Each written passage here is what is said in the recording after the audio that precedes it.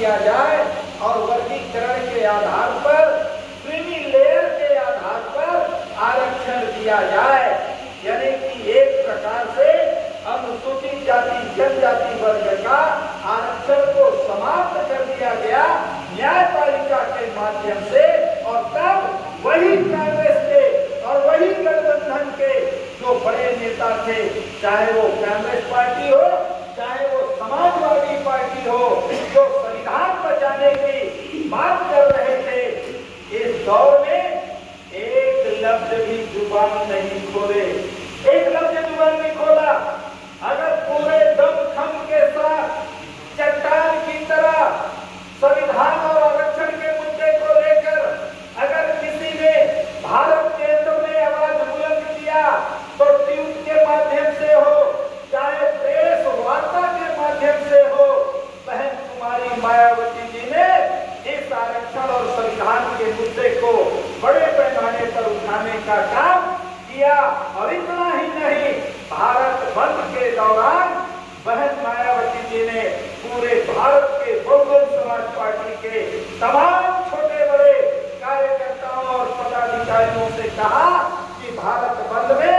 अपने हक अधिकार के लिए आप सब लोग शामिल हो। और आपने देखा होगा कि बड़े पैमाने पर पूरे भारत में बहुजन समाज पार्टी इस आंदोलन में शामिल हुआ। ये अलग विषय है कि आप लोगों ने कहीं कहीं आप लोगों ने कहा कि भाई यहाँ हमारे लोगों ने ठीक से तैयारी नहीं कर पाया क्योंकि समय कम मिला, हो सकता है। मैं इस बात को इसलिए आपको बता रहा हूँ कि मान्यवर बहन जी ने जो बात कही, तो उसका कहने का मतलब है कांग्रेस तो गांधी के जमाने से लेकर जब तक बाबा साहेब अम्बेडकर जिंदा रहे, कभी भी कांग्रेस बाबा साहेब अम्बेडकर को खुफिया देखना पसंद नहीं किया और संविधान सभा में चुन के जाने दिया नहीं। और जब चले गए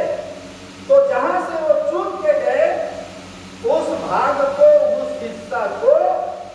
पूर्वी पाकिस्तान को दे दिया गया, बांग्लादेश को दे दिया गया। बाबा साहेब अम्बेडकर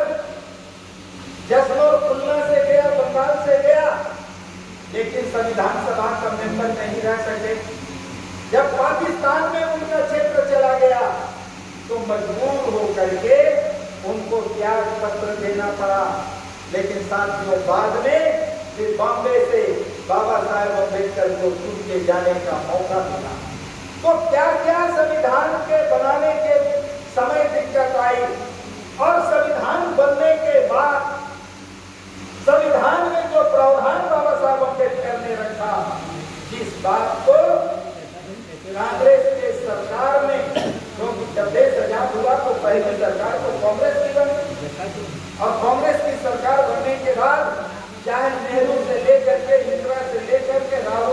राजीव गांधी तक के, चाहे नरसिम्हा राव हो, चाहे डॉक्टर मनमोहन सिंह हो, संविधान का कितना पालन किया, इन सारी बातों का व्याख्या, इन सारी बातों को समझाने का काम कैडर के माध्यम से हमारे लोगों को समझाने की जरूरत है। और यही बात बहन जी कह रही थी कि अगर मेरे छोटे बड़े पदाधिकारी कैडर के माध्यम से इन बातों को समझाने का काम किए होते तो शायद हमारे लोग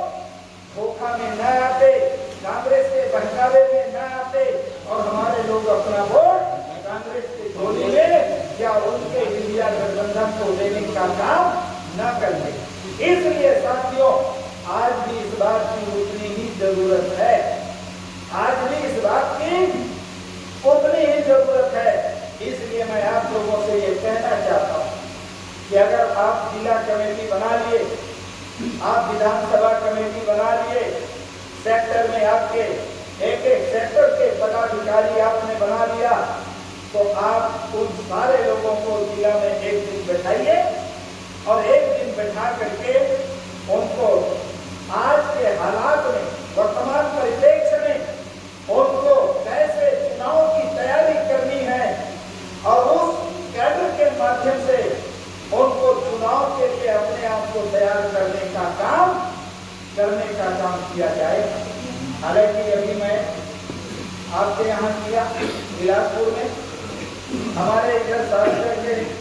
साथियों के बीच में किया। क्या लगता है कि आज जो बातें जो समझाने का काम कर रहे हैं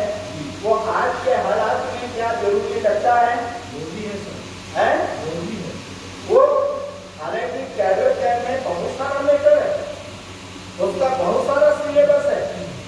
हमें बहुत सारे सिलेबस को समझाने की जरूरत नहीं है। अगर हम कैडर कैड की बात करें और कुछ हमारे पुराने साथियों को भी अगर हम कहें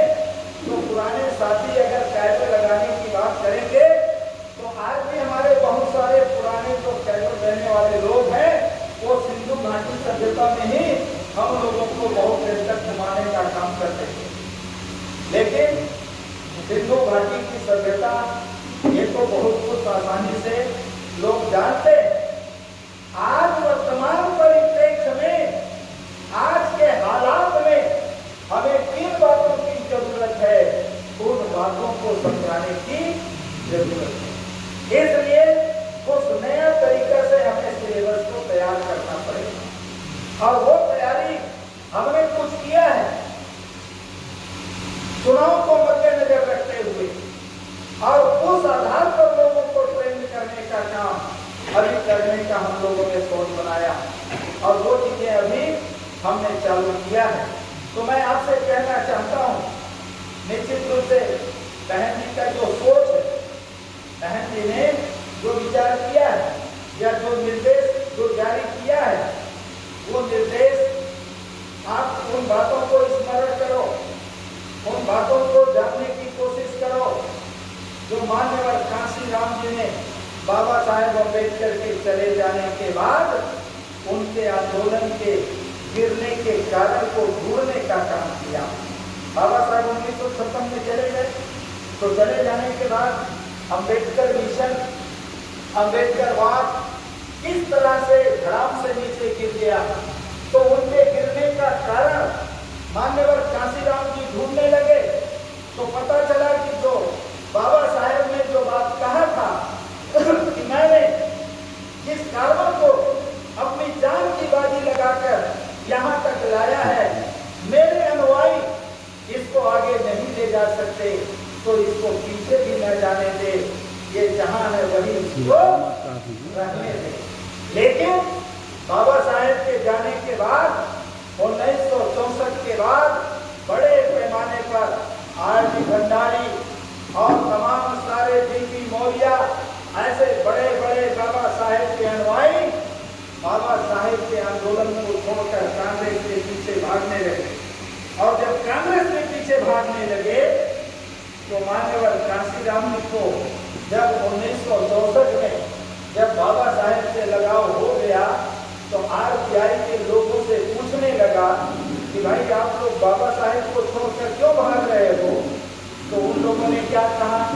कि बाबा साहेब के नाम